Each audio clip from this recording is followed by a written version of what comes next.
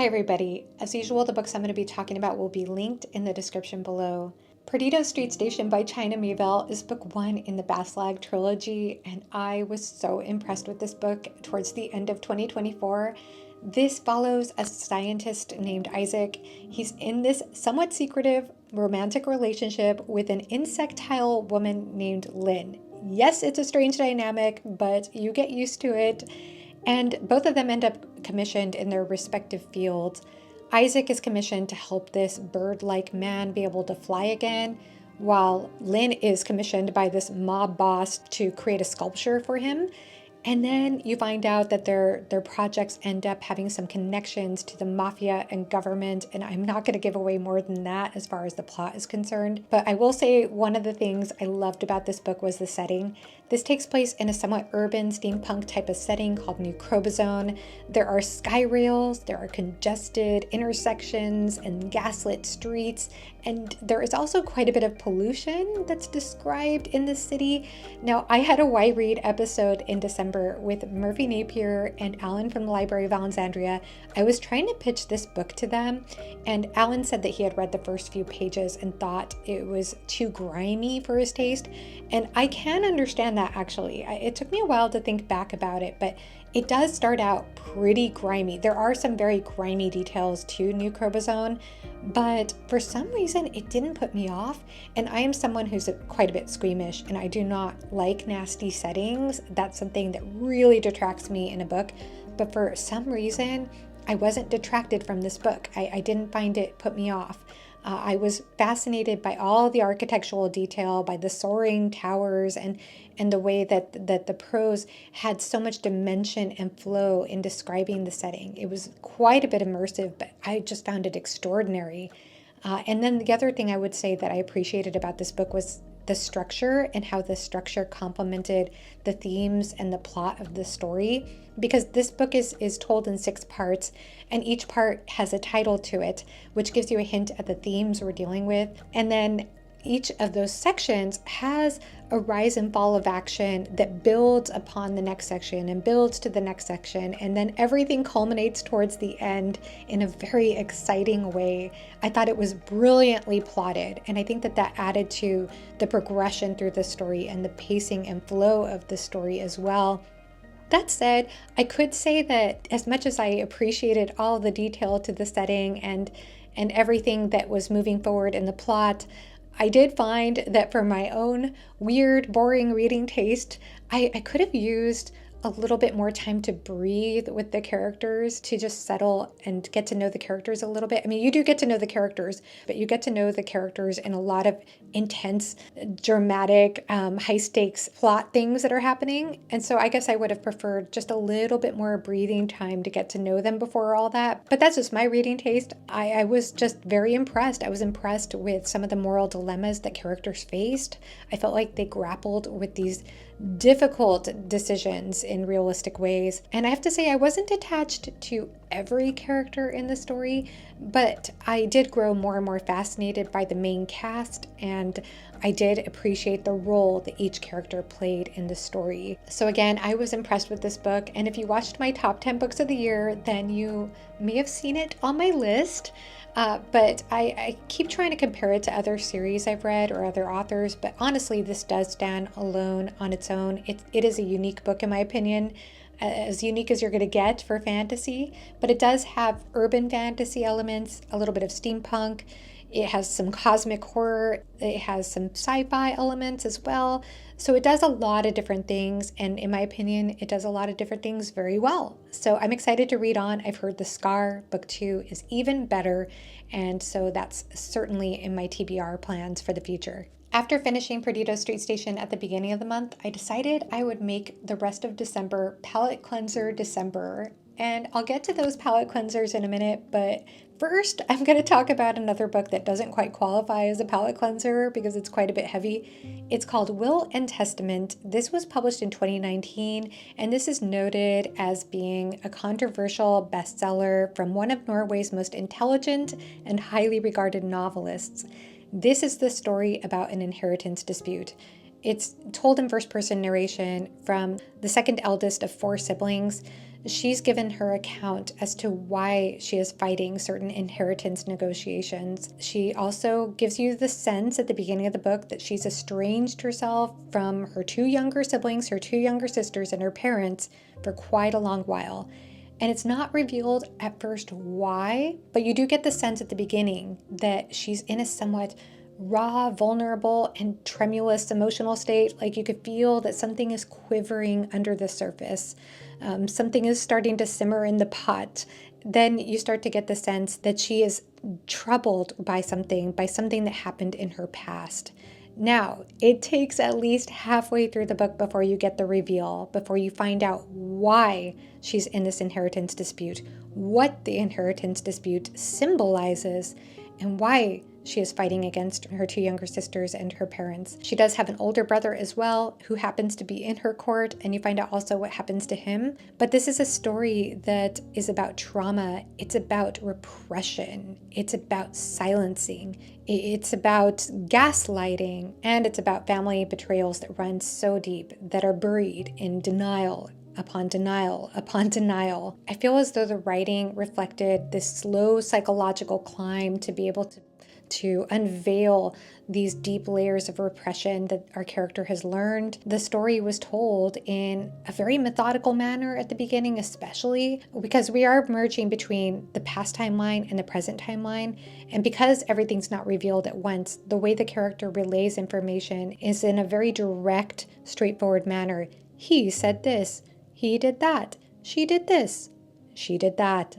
I said this, I said that. And there are these strange little echoes that happen in the story. It also has some generational echoes as well.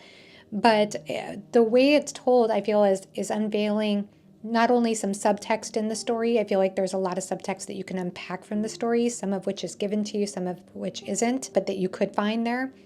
But also, I think that this is told in such a way because this character has been so repressed, has been so silenced. And for me as a reader, I'll speak for myself, I could appreciate that it took a lot of courage to expose certain truths in the story. And I understand this is based on a true story. I haven't looked up all the details about this author's account for what happened to her, but it is one that deals heavily with trauma. It's one that deals heavily with this idea of damage that can't be undone. And I did feel ripped inside once everything came to the surface in the second half of the book for this character. I can understand if people bounce off this book because it does take a while to understand what we're dealing with. And even when you understand it, it might not be the book for you. But if you are interested in a story about an inheritance dispute that might be rooted in some truth, then I would highly recommend this. I picked this up thanks to Jimmy from the Fantasy Network. He talked about it in a wrap-up, and then I saw on Audible that it was free if you had an Audible description all the way until the 31st. So that was the reason I got to it in December, and I'm glad I did. It felt important to listen to this story. Now on to the palate cleansers as promised. So the first one I'm going to talk about is a cozy fantasy book, The Teller of Small Fortunes. I keep wanting to say the small teller, I don't know. Anyway, The Teller of Small Fortunes. And I picked this up thanks to two people. One was Patrick Leo, because I saw that he did a review of this book and he said that this was the best cozy fantasy book he had read since Legends and Lattes. And I, like Patrick, loved Legends and Lattes when it came out. But since then, I haven't really found myself into cozy fantasy. I've bounced off a lot of cozy fantasy, or I've read some and it just hasn't worked for me like Legends and Lattes. He gave an excellent review of this book explaining why it worked, what about cozy fantasy works for him. And then I saw that Murphy was reading this in December, Murphy Napier, and I asked her if I could buddy read it with her, and so we buddy read it. This story follows a young adult fortune teller named Tao. Tao comes from the land of Shannara across the sea, and so she's a bit exotic looking as she is roaming town to town in this kingdom of Etera with her mule and her wagon, telling small fortunes to make a living. And you get the sense that she's lonely, longing to have a sense of belonging, to have a sense of home. And along the way, she ends up meeting a ex-mercenary who has lost his daughter and an ex-thief or self-proclaimed ex-thief. She also meets a woman who is a baker but who has some wanderlust, so she ends up joining their pack. So she ends up having this found family adventure, and some of the plot elements include helping this mercenary find his daughter. They end up on this side quest finding this magical hidden treasure in the forest. There's also this possible potential impending war and these mages that come along and these other things that happen around house magic. So there are some plot elements, but really the heart of the story is friendship, forgiveness, honoring your roots, learning to be yourself and be with others. It's about found family. It's all the cozy elements you can imagine and all with the backdrop of a high fantasy world. Because it's cozy fantasy and seems to be very aware of itself as cozy fantasy, there are plot conveniences. The writing was good in the sense that we're given little pieces of information about the characters and about the world, but never in an info dump. We start to get some information and then a character will interrupt that flow for something else that's happening. And I feel as though everything was just perfectly executed as far as this type of genre was concerned. It's not a story that stayed with me after I finished it, but it was okay. I would say that this is a book that could easily be enjoyed by young adult readers. I know cozy fantasy is often marketed as adult, but entry-level enjoyment could be as low as middle grade. And I think this could be a good palate cleanser if you're into cozy fantasy, if you're looking for something light like a palate cleanser, then you might want to check out The Teller of Small Fortunes. My next palate cleanser is Gone Girl. This is somewhat outside what I normally read. I have read some mystery suspense thriller type of books before, but it's been quite a while. This one was published in 2012 and I hadn't seen the movie. I hadn't been spoiled for it, so I thought, why not? Let's try Gone Girl. This is a story about a husband named Nick and a wife, Amy. Nick is telling the story in first person narration. He finds out that someone has broken into his home. He comes to his house, sees the front door is open, the cat is standing in the front yard, it looks like the coffee table has been turned over, somebody's been in there, and his wife is missing. So he calls the cops, and as he's giving his account as to what he thinks might have happened or answering any questions they have, he also confesses in his own mind that he's lying to the cops about certain things, and you don't know exactly what. Meanwhile, you get these journal entries from Amy, his wife. So this is clearly in the past timeline, building up to what happened. What happened to Amy? Where is she? This story is so over the top. The story also begins, by the way, with Nick describing Amy's head and how he'd recognize it anywhere. And the characters are insufferable. I don't think they're meant to be the kind of characters that you love or look up to by any means. But it's so over the top. The story is so over the top. And I did predict the twist before it was revealed, but there was still a lot of story left. And I had a good time with this. I'm not going to lie. I enjoyed this book. I thought it was fun. The only thing I would say is I felt like the ending was kind of abrupt for my taste. Like I just didn't expect it to end the way it did. I kept expecting something more to happen. Obviously, I can't talk much about this book without giving away spoilers, as it does have some major spoilers to be revealed, but I still want to see the movie, and I had a good time. What can I say? I had a good time with this. It was a good palate cleanser for me. My next palate cleanser, Eleanor Oliphant, is just fine. I picked this up thanks to Mrs. Nuts in Chatting with Nuts with StoryTube and Jimmy, and Mrs. Nuts said this was her favorite read of 2024. I saw it was available on my Libby app, both the audiobook and the ebook, so I picked it up and I was delighted. This is told in first-person narration from the character Eleanor Oliphant, and she's a woman who's 30 years old and lives a very lonely existence. She goes to her job, she comes home, she doesn't interact much with people. She also has some burn scars on her face, and you find out why that's the case as you read on. There are several layers to her character that you find out as you read on. I think it was presented in a very, very good way, the way that we're given the information over time in the story. She also happens not to be good with social skills. She has no filter. She tells people exactly what she thinks. She's quite rude at times. And it's a little unclear whether that's rooted in the fact that she just doesn't interact socially much. She's very reclusive, or if it has to do with trauma, things she went through in her past, or if it's because she's neurodivergent, which was a thought that crossed my mind, maybe a combination of all these things. But she just keeps to herself for the most part. She realizes that her encounters with people don't go over very well. And one other thing I should mention is that she also is quite cultured. She reads a lot of books.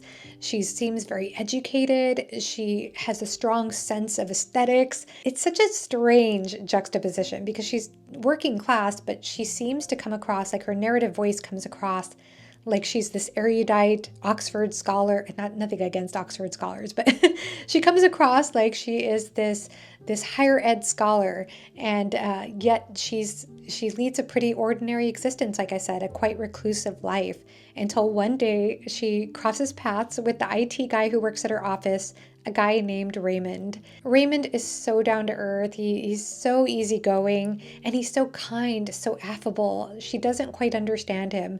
In her mind, he's this pedestrian dullard type of character, but she ends up putting up with him. They end up walking along the same path together after work, and then they find out that another person they encounter is having a medical emergency, so they help him out. So all these things start to happen in her life that lead her to have to engage socially. Another event I'll go ahead and quickly mention is that she ends up having this parasocial infatuation with a local rock star. And this encourages her, this motivates her to start interacting with people, to go ahead and accept Raymond's company and maybe do things like get a makeover and go to a 40th birthday party and try to dance.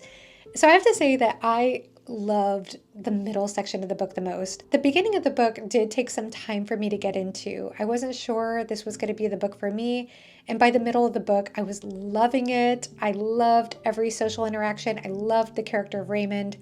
I loved the narrative voice of this character. I just had a great time reading about the experiences she was having, even the mundane experiences in city life in Glasgow. But I have to say that it does take a dark turn in the last part of the story, like the last third of the story.